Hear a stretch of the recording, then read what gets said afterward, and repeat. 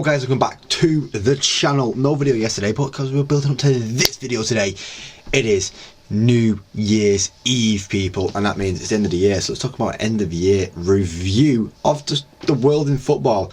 We always do that weekend review. Obviously I did do a weekend review this week because the weekend was a bit weird with how the football was scheduled, so let's do a year review. Yes, let's do the year review in football. A lot has happened, a lot has been moved around, and a lot, you know, people have had controversies and stuff like that. I think the biggest controversy of the whole year was around the whole Ballon d'Or ceremony. Real Madrid just not showing up. I still stand by it. I feel like some players in that Real Madrid dressing room didn't make the right decision and not showing up to the Ballon d'Or. Especially players like Bellingham, who I feel like, you know, everyone talks about Bellingham's PR being brilliant. Him not showing up to the Ballon d'Or is a bit of an iffy. But obviously, then the FIFA Best ceremony happened, and City didn't show up to that one because they knew Vinicius was winning that one.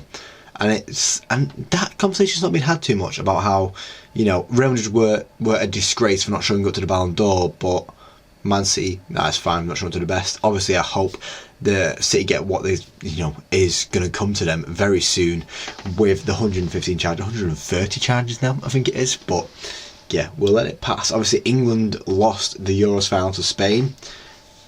A really shit night, if I'm going to be very honest with you guys. For me, people that know me know why it was a terrible night for me. Obviously, England losing the Euros, but I also got jumped, which is great. It's great, and I also lost my hair for a while there, but it's coming back. It's slowly coming back, guys. You know, the hair stays. You know, United are currently, in terms of like a Premier League, like the calendar year in the Premier League, we are 9th, which people are saying, oh, it's better than you are right now, but it's also to the fact that there's only 17 teams that actually play a full calendar year in the Premier League, so we're still the bottom half, which is great stuff. Yeah, it's been a very up and down year as a United fan, to be honest. Like, I feel like our January transfer window, our summer transfer window was still good. I like Mazraoui, I like Ugarte, I like Yoro so far. Our attack could have been better. We could have invested better in our attack. I think Ahmad's done great for us, but in terms of the year, it's just been poor. It has just been really just shocking. How else better to describe it? I mean, the Premier League has been exciting. Obviously, City won the league last year for the 4th time. Boring, but things have changed this year. Things have changed in this season. And obviously, you know, Arsenal are pushing for it. Arsenal actually, in terms of the calendar year, are the best Premier League team because City have dropped us so much and Liverpool have risen so much. Arsenal have been steady all year. I think Chelsea are the team to watch, obviously. The best team to watch this year. I actually think Chelsea have done really well in this calendar year. They've got as many points under Maresca as they did in Pochettino's final 18 games, so it's a bit of a balance there as well, which you can speak about. Obviously, the Champions League changed its format, and I think that's been really interesting. I think that's been a really intriguing change to the Champions League, and I think an enjoyable change to the Champions League, and obviously got me more invested in watching. I mean, I love watching the Champions League anyway, but there's more massive games every week, like Villa Juventus, Villa Bayern. That is incredible that we get to see stuff like that. But yeah, I think every change that's been made to the Champions League has been very positive so far. Obviously, we'll wait and see how these knockout stages work after it and how they tire players out, and we'll see, you know, what the effects are of these extra games in the Champions League.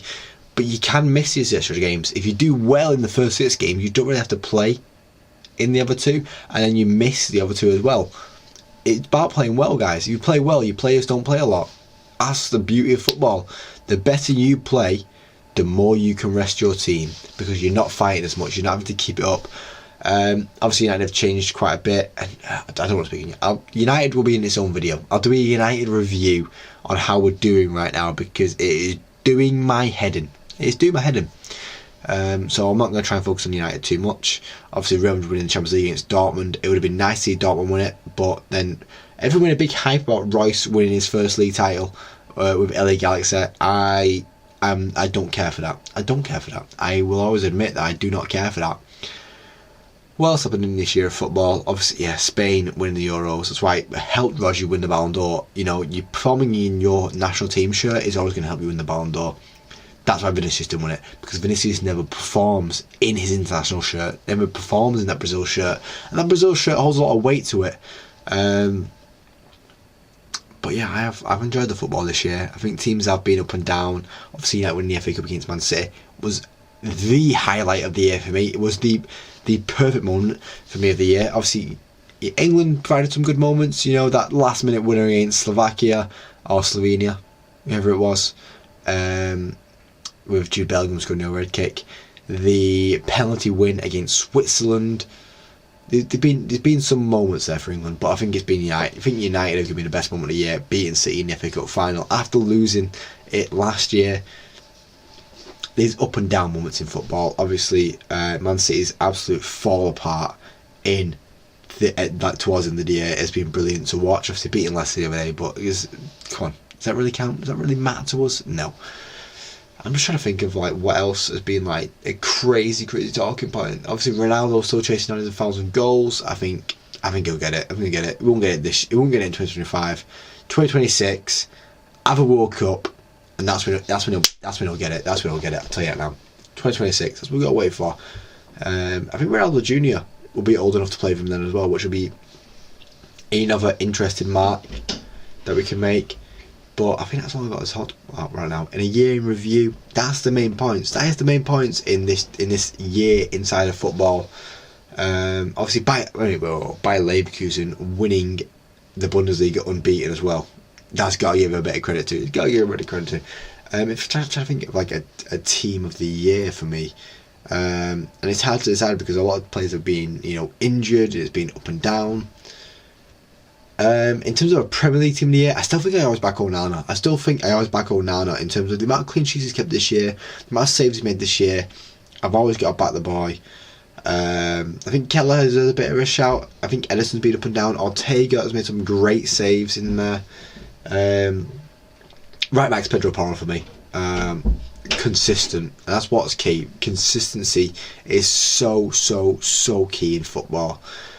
Defenders, it's got to be Van Dijk's going to be one of them. Saliba's probably going to be the other one. I think Gabriel could be with a shout, but I'm going to give it Saliba.